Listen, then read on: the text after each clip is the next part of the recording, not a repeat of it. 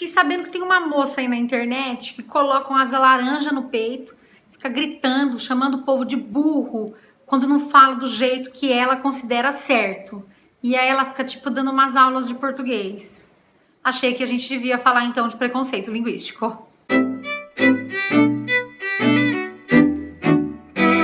E pra gente poder falar de preconceito linguístico, eu acho que tem 5 elementos que eu queria trazer aqui pra você. E eu acho que eu devo começar defendendo a minha própria profissão, não é mesmo? Como nós nascemos e aprendemos a falar, e a gente usa a linguagem para tudo que a gente faz na vida, a gente precisa se comunicar sempre, portanto, a gente é muito familiarizado com a língua, e no nosso caso a língua portuguesa, a sensação que eu tenho é que todos nós somos experts em linguagem e língua. E porque nós estudamos na escola e algum professor nos disse o que era certo e o que era errado.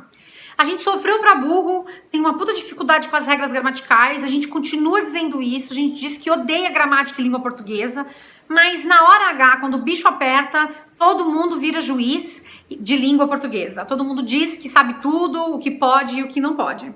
O linguista, ele é o indivíduo que entra na faculdade para estudar a língua, a linguagem, em todas as suas possibilidades. Isso significa que eu posso me interessar por estudar um sujeito que teve uma lesão no cérebro e teve por conta disso um problema que o faz produzir linguagem diferente da maneira como produzia antes. E eu quero saber como é que isso acontece e como ele vai desenvolvendo essa nova forma de linguagem a partir da interação com outros sujeitos. Pode ser que eu me interesse em ir lá em alguma tribo indígena que foi recentemente descoberta para entender qual é a língua que esse grupo usa para se comunicar, porque é uma língua que ainda não foi catalogada, discutida e ninguém conhece. Pode ser que eu me interesse por entender como é que as crianças aprendem a falar, ou como é que as crianças usam determinados recursos do meio e de língua para se comunicar com a sua família, como é que elas aprendem. Ou seja, as possibilidades são inúmeras. Assim como as possibilidades de buzina são inúmeras, não é mesmo? Não temos galo, mas temos buzina.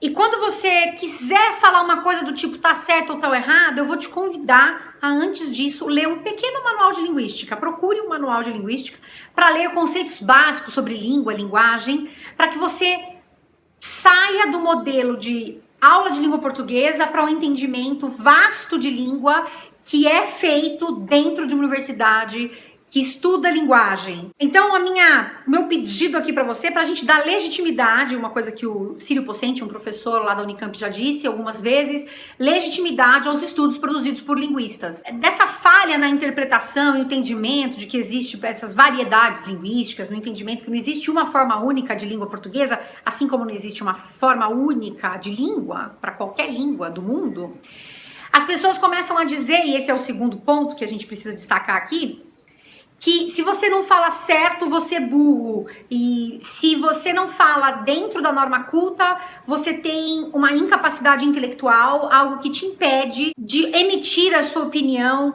com propriedade. Você é um indivíduo que importa menos na sociedade.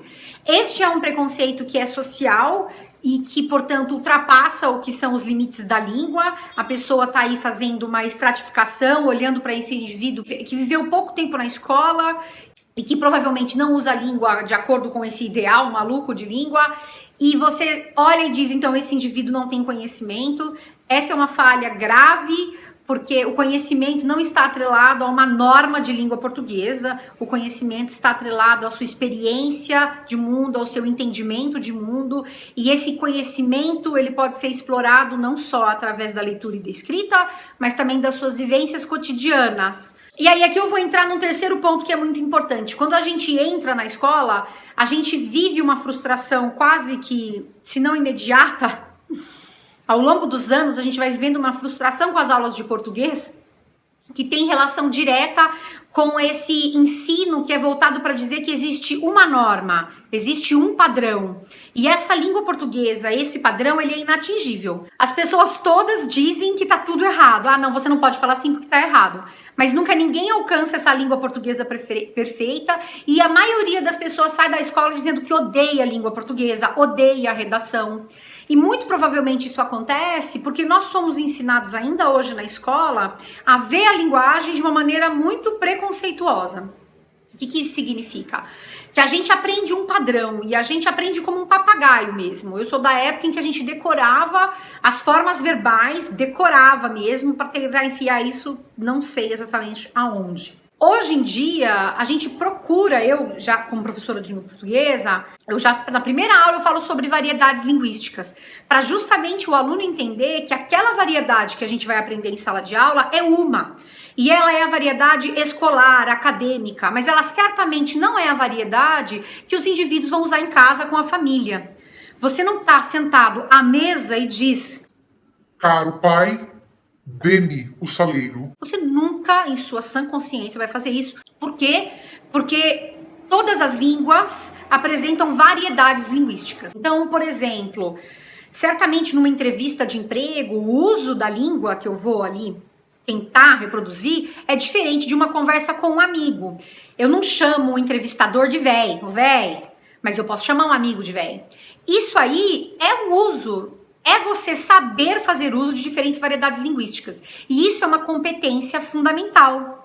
Então, nas aulas de português lá da escola, ao invés de você entrar e ser dito a você, acabou, isso que você usa lá fora não existe mais, nós vamos aprender aqui uma outra coisa, e portanto a gente negligenciar completamente aquilo que já sabemos da língua para aprender uma outra coisa, o que a gente precisa, na verdade, fazer é incorporar essa língua que trazemos e dizer, temos essa língua, essa variedade e temos também outras. E a que vamos aprender aqui é a variedade da norma padrão, a norma culta, que é usada em escolas, na escrita de redações, que é requerida em concursos públicos ou que é requerida em atividades de trabalho ou então em espaços acadêmicos.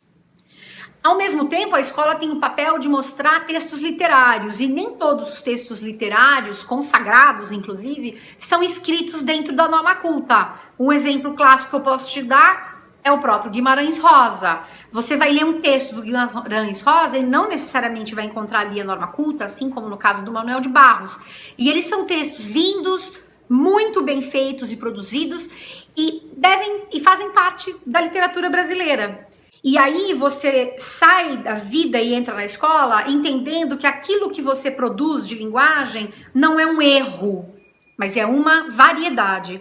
A gente sai do certo e do errado, a gente sai do burro e do inteligente para mostrar diferentes competências. Tá entendendo que o buraco é mais embaixo, que você devia estudar muita coisa antes de dar esse palpite? Então pronto.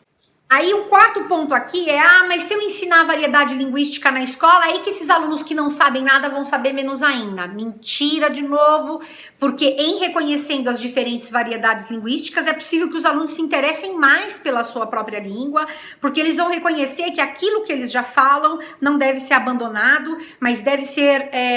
não incrementado, mas outros elementos, outras variedades podem ser trazidas que vão ser importantes para esse jovem em outros espaços e para nós adultos, evidentemente, também. Aí, o que eu falei para vocês aqui, o quinto elemento, só para te instigar aí a procurar mais informações sobre isso, a gente tem vários tipos de variação, eu já comecei a falar um pouco disso na outra parte ao longo do vídeo. A gente vai ter variação histórica, então, por exemplo, antes se dizia vossa mercê, hoje se diz você. Não tem nenhum problema, a língua ela evolui, ela não é estática. E então isso vai mesmo acontecer. Tem variação geográfica, que são as variações regionais, a maneira como a gente fala, o vocabulário que a gente usa, se fala ti, não existe certo e errado, de novo, mas essa variação de região para região, às vezes de estado para estado ou de cidade para cidade. Aí você tem essa variação social, que tem a ver com faixa etária, com sexo, com ambiente em que vivem, e tudo isso conta ponto na hora de a gente pensar, na hora que a gente produzir aquilo que a gente fala. Então veja você que são muitos os elementos que estão aqui combinados para a gente reduzir a língua a essa coisa do burro. Se eu fizer uma experiência com você e gravar você conversando 5 horas do seu dia sem parar e você se esquecer do gravador, você vai ser o sujeito que produz aquilo que você não quer que os outros produzam. Ou seja, você está falando que os outros cometem erros, mas eu estou segura que dentro dessa idealização que você faz do que é língua portuguesa, você vai ser a primeira pessoa a reproduzir esses erros. A gente fica buscando esse padrão, idealizando uma coisa para tudo na vida, inclusive para a língua. E aí a gente se massacra, a gente desgosta das coisas. Então, Quando é o corpo, a gente busca esse padrão de beleza e desgosta do próprio corpo. E quando é língua, a gente fica buscando essa língua que é de Camões, que ninguém reproduz, é uma idealização. E aí o problema é que a gente acha que a gente é muito melhor do que o outro, então a gente questiona muito o outro e chama o outro de burro e de ignorante, quando na verdade nós reproduzimos muitos desses elementos que a gente chama de erro, mas a gente não se dá conta, tá? Então chega. Tchau.